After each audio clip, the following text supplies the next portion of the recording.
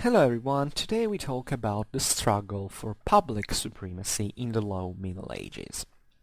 This is a topic I care very much about, and I've grown caring increasingly more studying medieval history, although I'm not an expert on history of the institutions and of political theory, but nevertheless, even as a military historian, I had to accept, obviously, at least if you want to be called a Clausewitzian, and displaying the avatar that I'm displaying here, that you cannot avoid to understand politics and society in every time in history if you want to understand war. And this is my secondary reason, actually. But why is this topic really important? Well, it is really important also for many other reasons that really are relative to the history of politics, and it can really definitely give so much to think about also into our times. Because the struggle for public supremacy in the Middle Ages was occurring simply because there was no public authority in practice. Now, we come from a historical period that is essentially marked by the nation state. Lots of people today claim that national states are practically falling apart, that the concept of state usually this is being done chiefly from a national point of view and not a statal point of view, because people complain that about the fact that globalization, broadly meant, and all its consequences are bringing to the fluidification of the national state, chiefly on the side of identity. Yet, I think it's probably even more important to discuss this transformation from a strictly political and statal point of view. Because indeed, even if I recognize that the national state is practically fluidifying in its institutions and functionments and all, because we still live substantially in the furrow of the nation state from the French Revolution onwards, and even if there are countries that have a very different... I come from a country of civil law, but this is true, telling the truth, also in the countries of common law in practice, because what we have seen is that from the origins of the common law states and jurisdictions, there has been definitely a progressive restriction of certain rights, or at least a more direct intervention of the state as a central public authority into the lives of the relative communities. So even if the common law and civil law are definitely two very different models, you can argue that, and even beyond them, that there's been a strengthening of the statal power. Think about even the countries like the one that are ruled by Sharia law. Now, the Muslim world is probably even more complicated than the Western one in this regard, but think about, for instance, the re-Islamization of certain countries that has been occurring from a model of, let's say, statal socialist model that had flourished in the Arab countries during the Cold War because the Soviets were pushing on them against the West in anti-Israeli function. I think on how, especially from the second decade of the 21st century, many countries, especially around the Mediterranean, have been pushing for a sort of re-Islamization of the state that, incidentally, however, doesn't equate to a destruction of the central settled forms that were present also in the after the end of colonialism into these political entities, locally speaking. Think about Iran.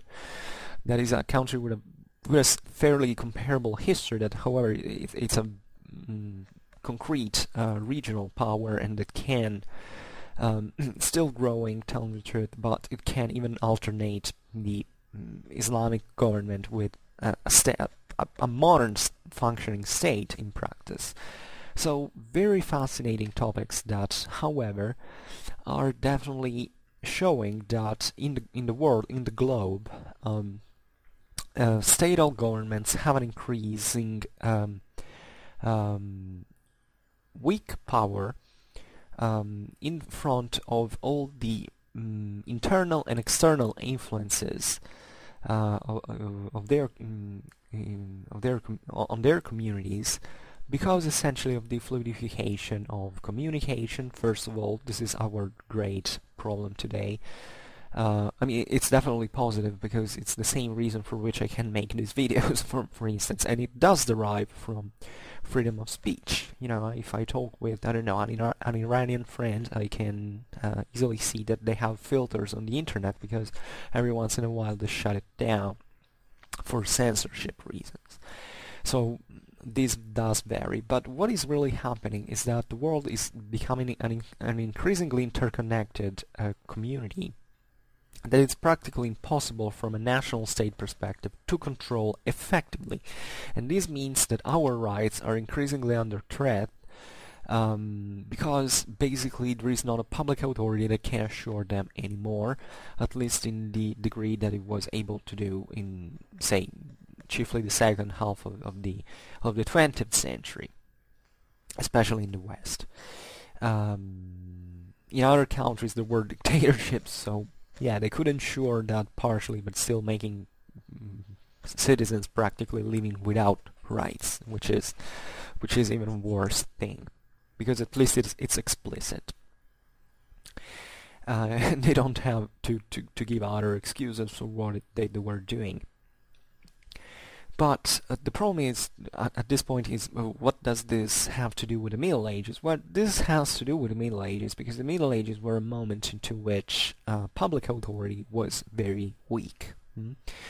This is not just about really the Latin Germanic West during the first half of the Middle Ages, let's say.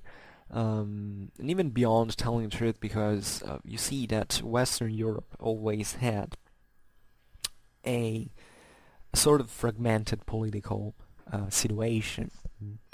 If you look at the Islamic powers, they weren't so solid and big. I mean, sometimes we as Westerners have tended to, I don't know how to say that, but to giantify the Muslim states, to say, look at how big they were, why we were so tiny, and however many, and we were able to stem the Ottoman advance, for instance. But even empires like the Ottoman one, the Mamluk one, and also others that had no direct action with interaction within the West, at least in broad strategical sense.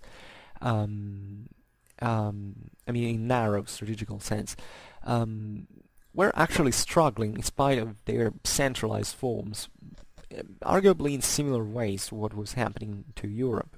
You don't have to think about the Ottoman Empire as a sort of 19th century nation state where the sultans ruled from Russia to Sudan, just with a snap, essentially. So the actual main reason for this was chiefly technological. I mean, political and social firstly, but also there were problems that eventually were solved also thanks to technology. Because in terms of coercion, there was no, I don't know how you say that in English. Of coercion, coercion, I had said. Well, I hope you understood anyway. They couldn't really control every single person. I mean, until machine guns essentially haven't been invented, controlling certain regions of the world wasn't that easy. And still today it is difficult, but let's say it's only roughly from the 19th century that, not surprisingly, the nation state was managed to impose a sort of public order with a relatively few armed forces and over numbers of millions in practice. So the idea is that you could why did feudalism exist, for instance? Feudalism did exist not because kings were happy to give land to people that they didn't trust and that could eventually autonomize themselves in spite of what the royalty said. It was because it was the only way for controlling something. I mean, there was no way to control a faraway place without having someone in that faraway place. But when you send someone in a faraway place, you have necessarily to understand that resources have mostly been drawn from that faraway place to sustain a local government that is, by the way, imperfect in this sense, tends to autonomize not just because it is far away, but also because it's necessary for it if it wants to be kept to deal and to cooperate with the local communities, because there is no other way but bloodshed and very dangerous odds to achieve something greater. And even if you exterminate everyone, then you don't have anyone to plug the land and to produce. So this is why the whole thing formed. However, from the low Middle Ages onwards, but this is arguably false. So let's rephrase it in practice, because especially modernists, even modern contemporaneists believe, or at least tend to believe, because the true historian doesn't objectively see that. But if you have a modernist education, what you think is that essentially the centralized state is born with the modern age, which is completely false, because in legal terms, the only moment in which there is a fully centralized state, from a juridical point of view, by the way, so even here it's debatable, even modern states can, to a certain extent, can be considered as not decentralized. Because if you just send someone physically in a certain place, you can't really control everything he does. So a full centralization would imply a sort of divine ruler that controls everything, even in thought. So decentralization in this sense is always there. But in modern age, not even during the modern age was a full centralization, because it's only with the Code Napoleon at the beginning of the 19th century in France that basically the state monopolizes all the law as a source of law, and basically all the people had to obey. This in the civil law. Then in the common law it was relatively different, but not that different, because even there was an oligarchy that eventually ruled. So it was practically the same thing in strict social terms. But even during the modern age, basically most of modern states were actually pretty similar to the medieval ones, and only with great difficulties, and especially and consistently only from the 18th century onwards, you have a full rationalized process of, let's say, avocation of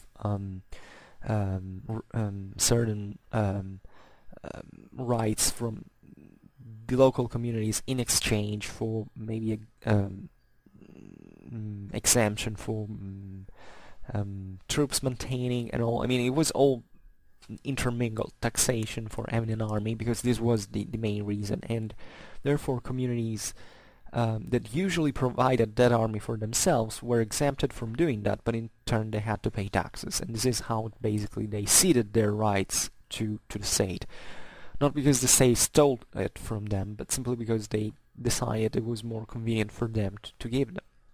And this is, telling the truth, something that partly starts happening since the Middle Ages, because in the Middle Ages, even during the early Middle Ages, so the moments of of minor development of the state, there were actually forms of centralization. I mean, if you take, I don't know, the Romano-Germanic kingdoms, you notice that some of them had certain functionaries that depended from the central administration of the king.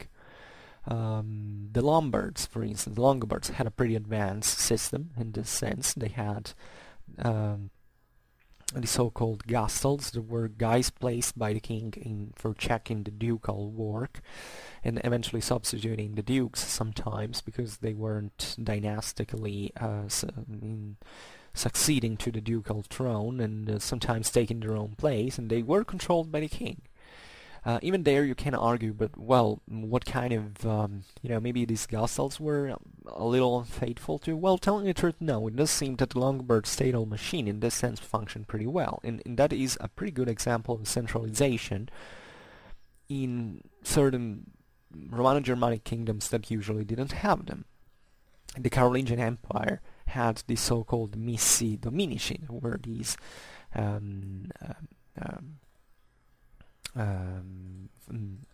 practically, it's difficult to talk about statal functionaries because the Franks had a great hostility to the concept of public authority, but practically they were the attempt of the Carolingian dynasty to centralize and to create a sort of public authority like it had been into the Roman Empire. The Byzantine Empire, in fact, the Roman Empire definitely kept the forms of centralization. It definitely shifted towards forms of decentralization during the period, so that it wasn't extremely different from the West, after all. But still, it's a very good example. The word function is pretty much everywhere, and those are central government functionaries. They can be more or less institutionalized, but de facto they are. But it's especially from the low Middle Ages that this process of centralization starts running fast.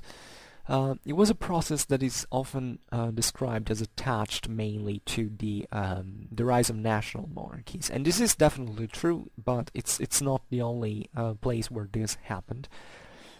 Actually, the struggle for public authority is something that was inherent, telling the truth, to the medieval world, because the medieval world was thinking of being in the Roman world. The fact that they had decentralized governments with a high degree of political fragmentation, weak administrative structures and all, still didn't mean that they had abandoned the concept of public authority.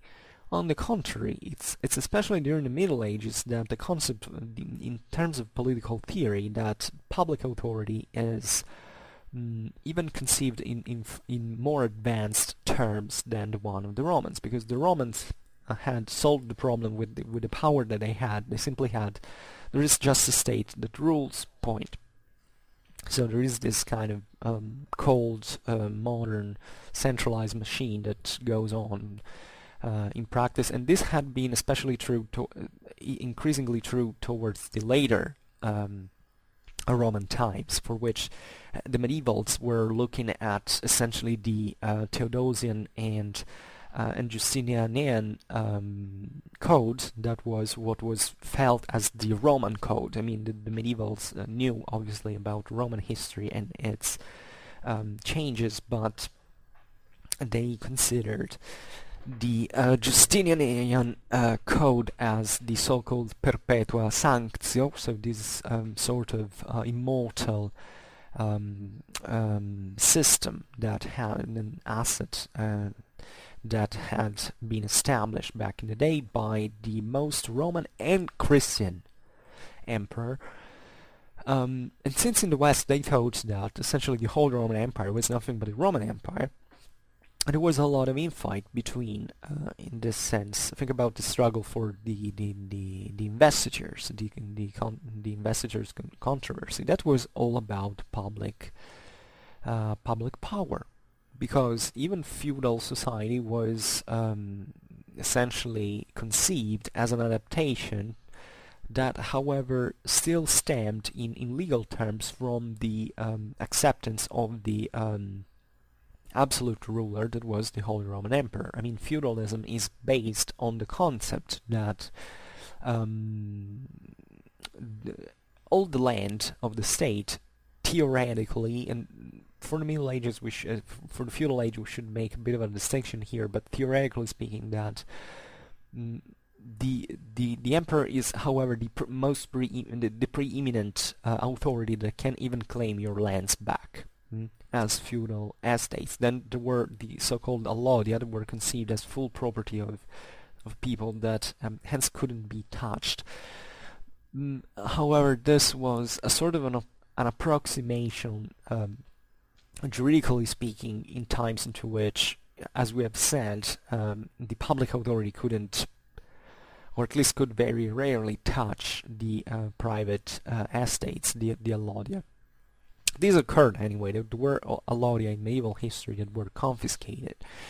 That might have been, but most famously the allodium of Henry the Lion, Duke of Saxony, could have been easily confiscated by Frederick I Barbarossa, and having created the basis for a German national monarchy, but it wasn't done because there was still, even from such high authority like the Holy Roman Emperor, the sort of scruple of saying this land, should still be maintained in the hands of this guy, because it was really at that point, especially, a sort of feudal custom that was conceived like maybe touching someone's allodium could be seen as a collapse of civil order. Like today, if public authority arrives even to touch allodium, we are all rightfully legitimized to take arms against this ruler. But generally speaking, the idea is that the Holy Roman Emperor had to be the absolute master of Christianity. But as we were saying, for the struggle of investitures, there was also another very powerful entity. That was the Church of Rome. The popes, as we know, I've made many videos about the rise of papal monarchy and more generally the power of the papacy during the Middle Ages, and how let's say its relation with the secular powers that at a certain time were officially subjugated by the church. I mean, they made an oath of allegiance as if it was a feudal master. I talk I think extensively about that in the video, the Pontificate of Innocent III. So if you want to go look at that, you might, or even the down of papal monarchy, that probably doesn't discuss this specifically, but it just gives an idea of how the whole thing practically started. But aside from this, what the popes were claiming from the Gregorian reforms onwards was practically something very something that was completely new to that world, because I was about to say the medieval world, but it was really something starting since the ancient times, since the Roman Empire in practice, at least the Christian Roman Empire. That is the idea that a pope could subordinate morally and therefore politically the emperor to its power. This wasn't never fully achieved, in the sense that the struggle for investitures was mostly won by, let's say, in the European system, by the papacy, because eventually Holy Roman Empire didn't make it to become a universal empire in practice. However, it is true that the popes didn't have a full power everywhere in Europe, especially and not even close to the Roman Curia, telling the truth. They had a huge power, but that it was still for the dynamics of political power still heavily blended with the let's say the properly public one, and that is the secular one essentially. For the simple reason that if you have an extremely fragmented European, if you have an extremely fragmented political system, it's obvious that that's going to be unstable. So you can have a lot of... This is how really medieval powers acted. It wasn't just a matter of direct control, which, as we have said more than once in this video already, couldn't be practically achieved. It was more a matter of influence, of hegemony, something like that, over certain areas. But the main goal was practically aimed at getting that satisfactory amount of money or other resources to practically expand from a political and military point of view this or that power, including the papacy.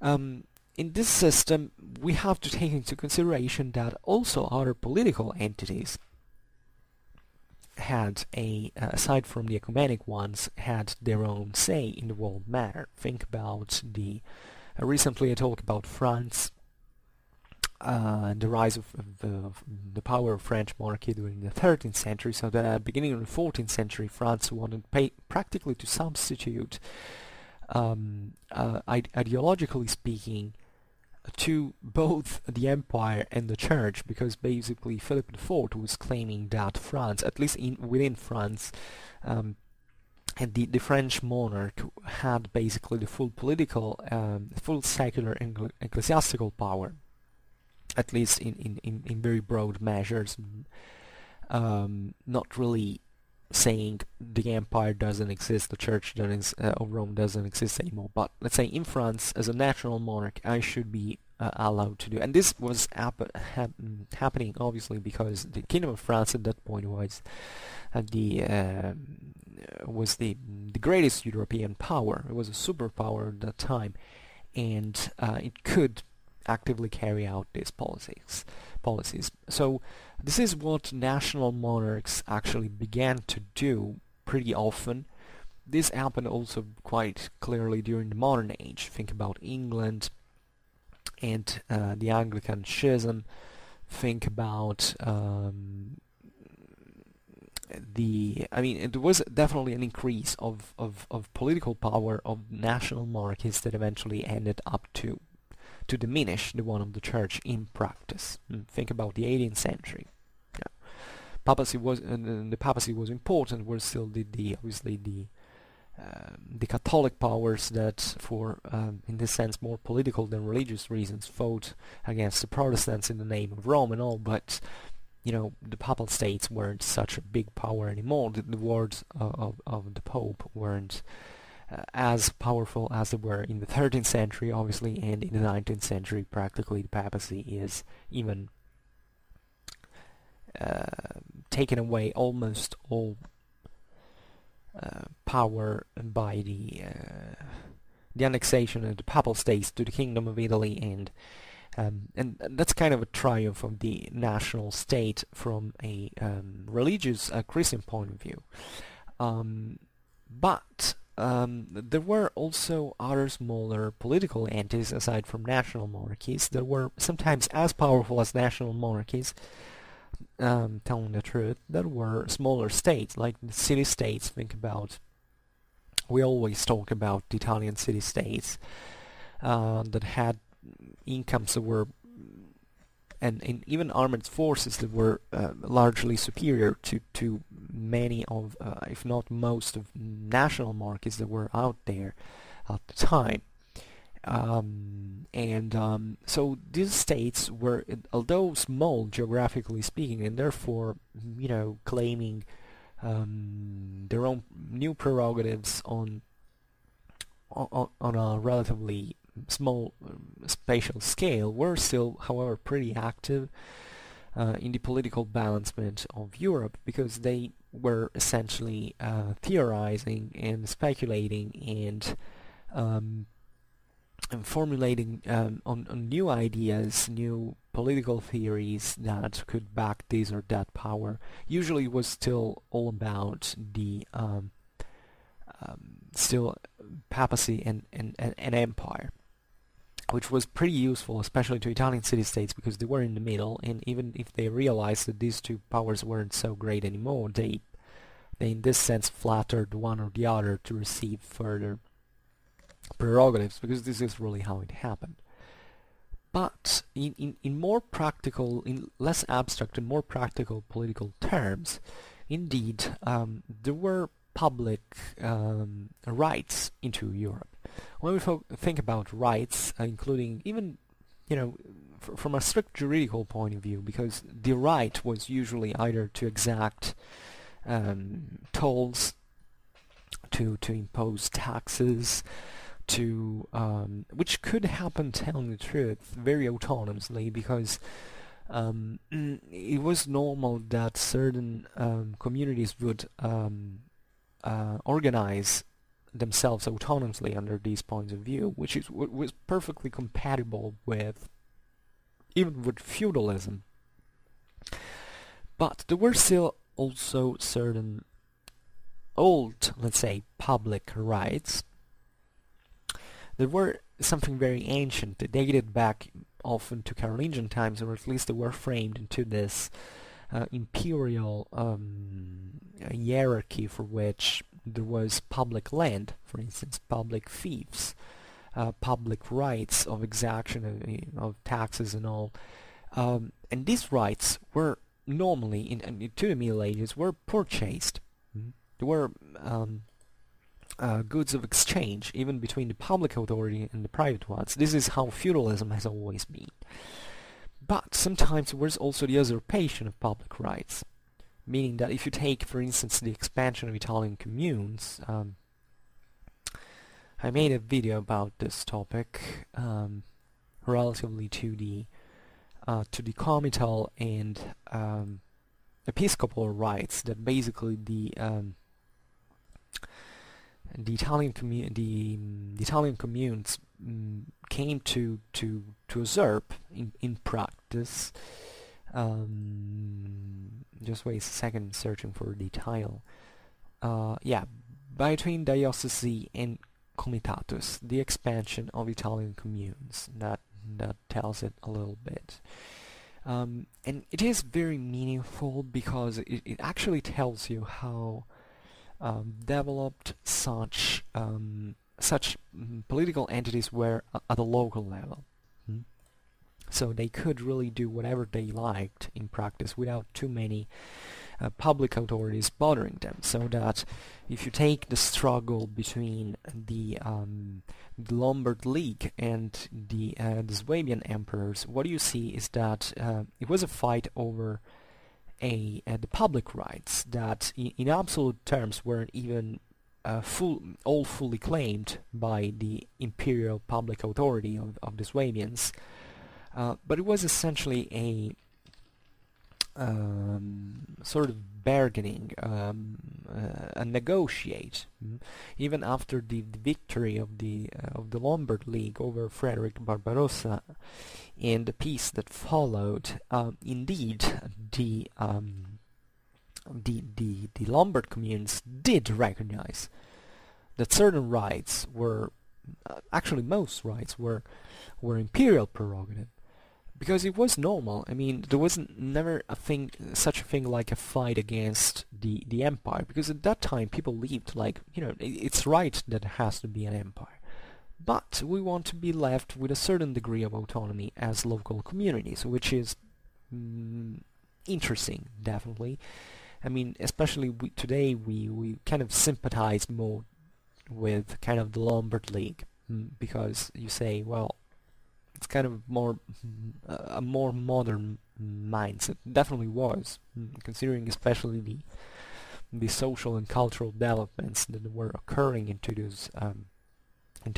those communities that eventually would trigger, in a certain sense, modern age political thinking. But if you were from the side of the emperor, well, you would say, I am the Holy Roman Emperor. I'm put in here by God. I have certain prerogatives that are public because the Roman Empire was really about this. And in this sense, it's very important the rediscovering of the Roman rights during the same, chiefly the 12th century, um, um, as a political instrument in this sense for claiming the full right that it was owed to the state. Especially also these clashes were all won with the struggle for investitures, and the Holy Roman Emperors were extremely interested in Roman right, because in Roman right, like it was happening to the Byzantine Empire, the Church was subordinate to the Emperor. So the Church couldn't basically tell anything to the Emperor because that was still its master, practically. So obviously the political balance in Europe went for this very progressive, very slow. I mean, the balance was such that it couldn't be altered more than much, considering the power of the singular contendants. But it's still meaningful that everybody recognized formally a sort of public a public authority was framed in a political and juridical system. Even the Church, that was developing a right on its own, the so-called divine right, because the Church really conceived the whole thing in this way. There is a divine law that has to be obeyed, and on this they could really work for making basically the papacy the main power from de facto, from a juridical point of view, and then a sort of secular law that was recognized even in continuity with the Roman one, because especially in central Italy, especially in, let's say, in the papal states that had been historically Byzantine lands. I mean, there is no precise moment into which the papacy passes from the Byzantine Empire to a sort of entity on its own. Doesn't even make sense to find this moment in for the juridical practice. So actually, the whole thing that had happened even previously to the birth of the Carolingian Empire and all was that the Church had substituted itself to the Roman state in these public lands of the region of Rome. So that basically the Church owned everything, like it had been for the Roman state in the past. Then eventually, with Carolingian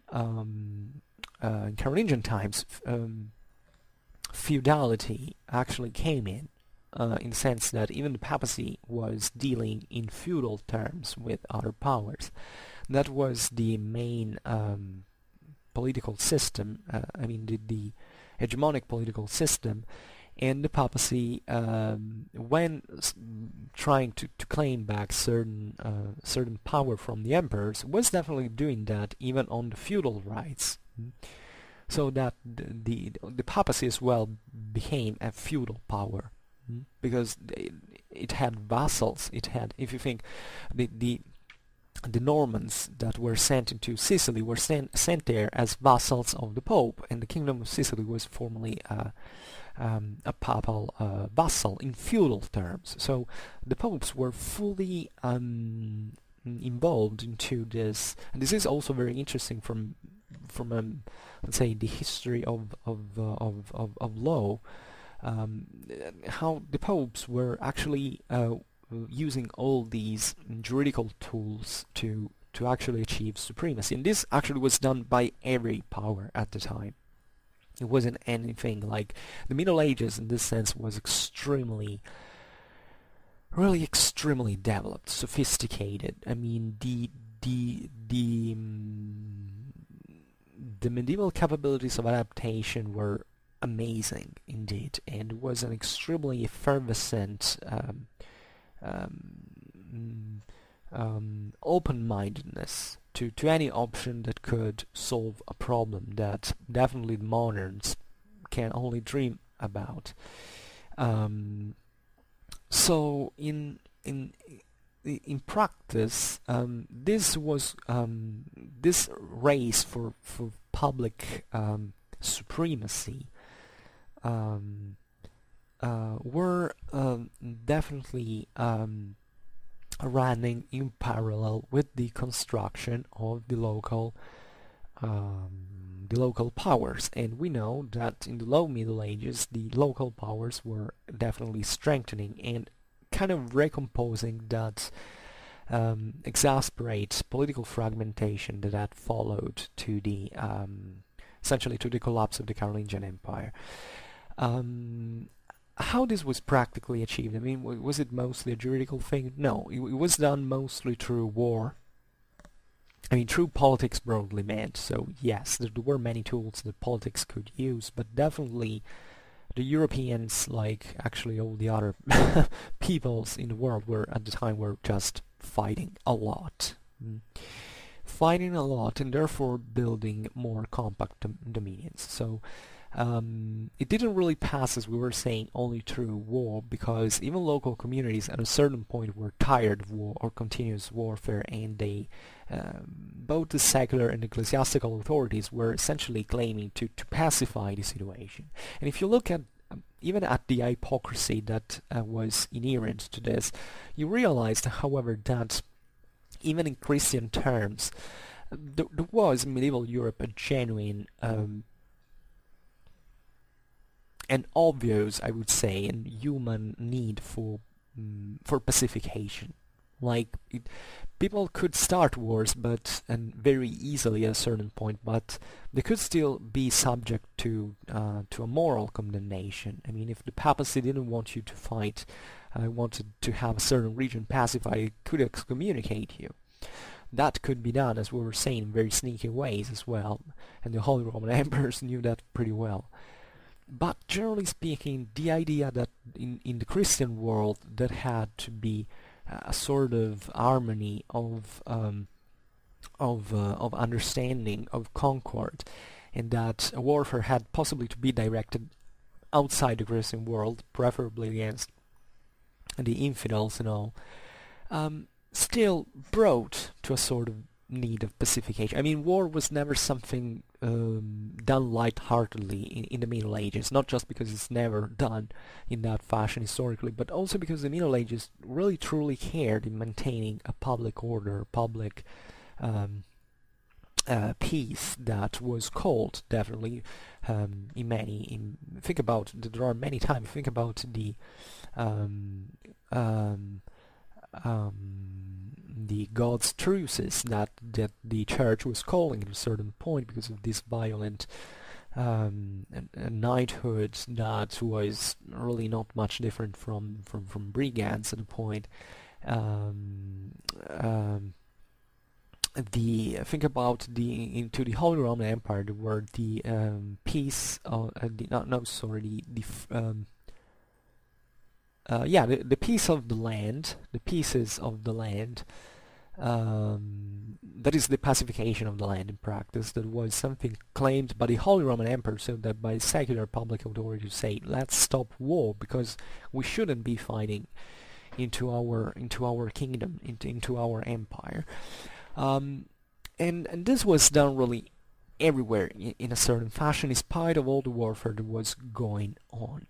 So this warfare was mostly going on because it was recognized, especially with the increase of availability of available resources and the general improvement of the political and military structures of Europe during the Low Middle Ages, that broader, more compact and solid political domains could be built for ultimately for the sake of pacification. It's paradoxical, but it is true. I mean,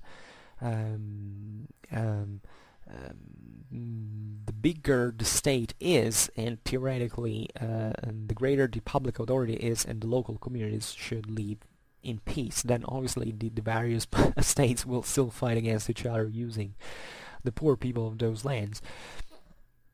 But and that at this time are not really these poor innocent angels, by the way, because there still wasn't this statal big entity, and all communities were all more or less actively involved into killing each other in some measure. But I mean, it was really the idea that more could be done, and new political prerogatives had to be, in this sense, emphasized in order to legitimize what was being carried out. We can say that all the path of civilization that occurred during um, the low Middle Ages, think about the creation of bureaucracy.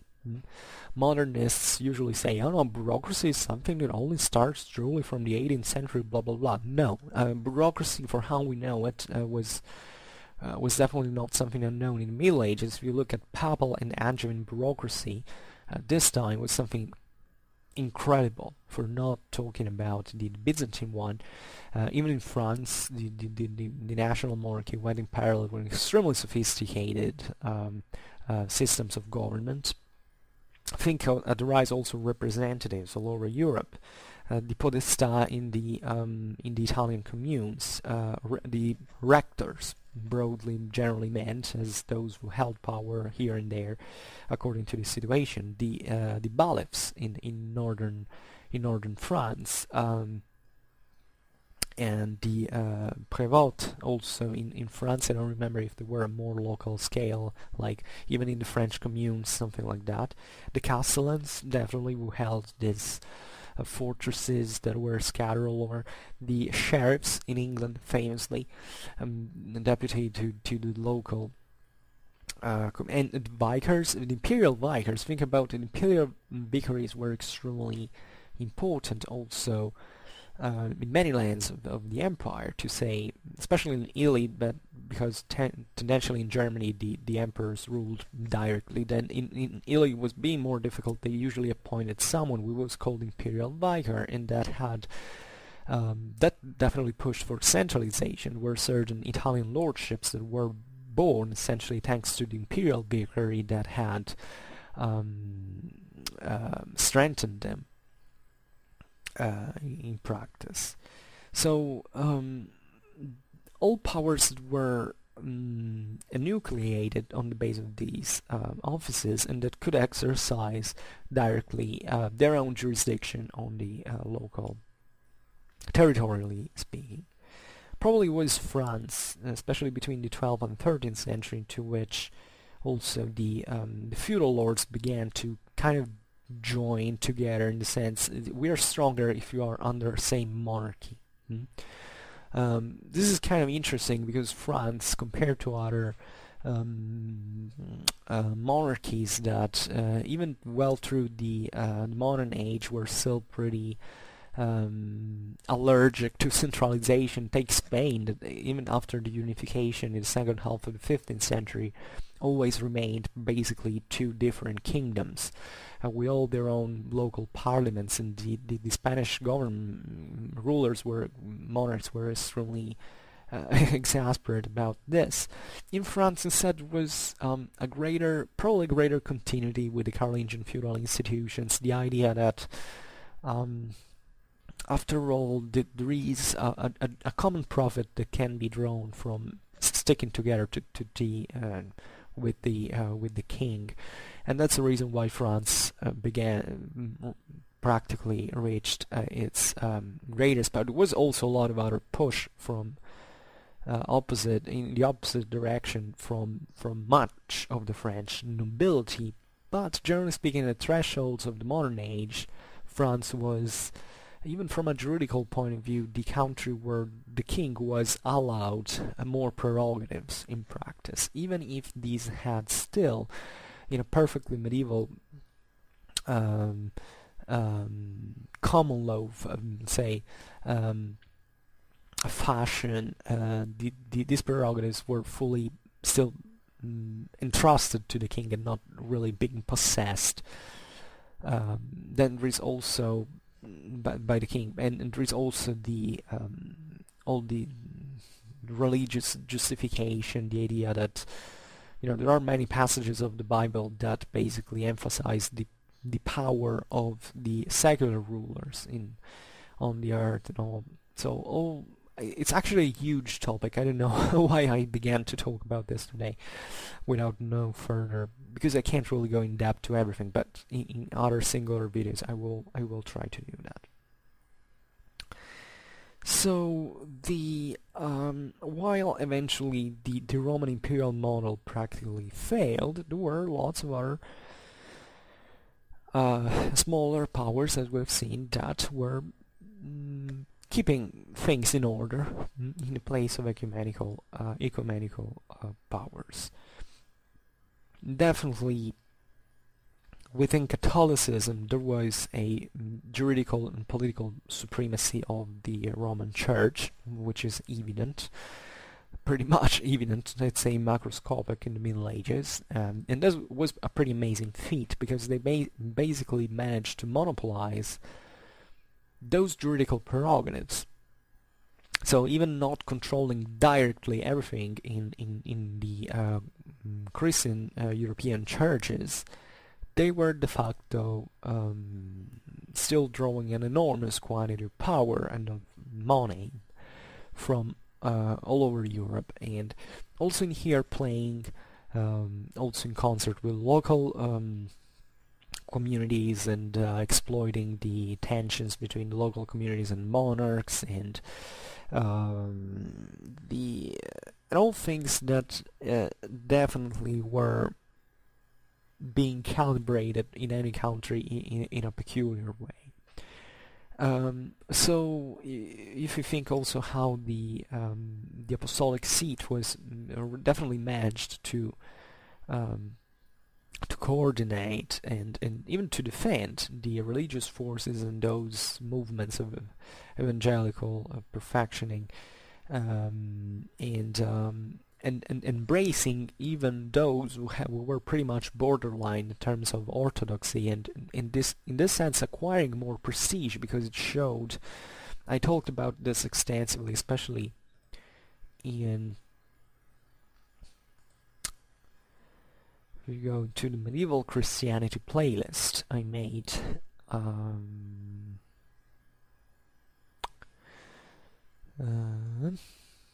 can't find it. Where is it? Here it is. I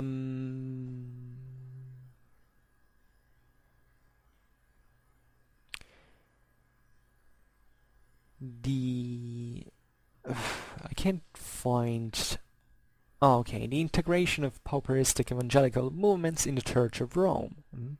That is a pretty important thing to practically see how it was done very cleverly from the church, that initially was terrified by all these movements because they were mostly heterodox, but it was clever enough to adopt the ones who were more conciliatory and repressing the others that were fighting openly against the hegemony of the supremacy of the Roman Church. So definitely this in turn, however, definitely turned into a pontifical absolutism, which is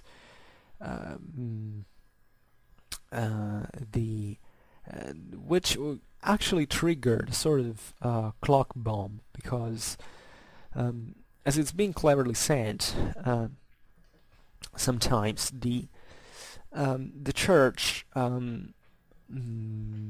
especially in the low and late Middle Ages, was relatively deaf to still those ambiguities and those controversies that existed into the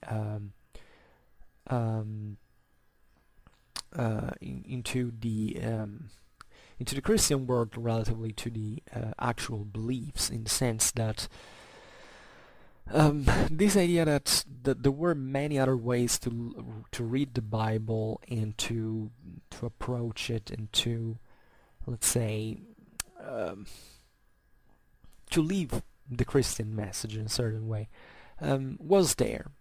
the church had substantially oppressed those movements, and yet it couldn't directly control them all, so that the Protestant reform in this sense could have been avoided, because the Protestant reform could genuinely have been avoided, but and it was both the fault of both, actually, both of the Catholics and of the Protestants. It's not a multi, there is no a single direction into this. And there was definitely, and this is also because there was too much secular politics involved, by the way, not just religious one, let's say.